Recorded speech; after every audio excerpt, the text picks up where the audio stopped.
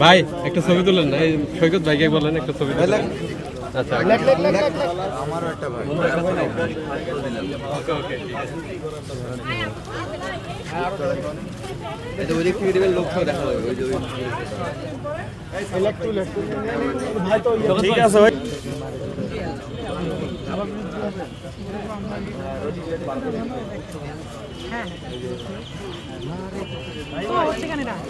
তো হয়ে গেল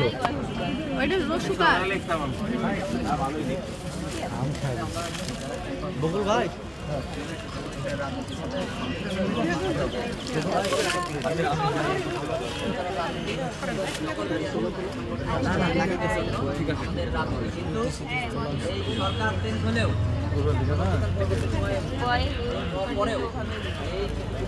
যারা সবসময় তাদের পরিচয় জিনিস তারা সকলের সাথে মিশে থাকে এই অপরাধ তারা এখনো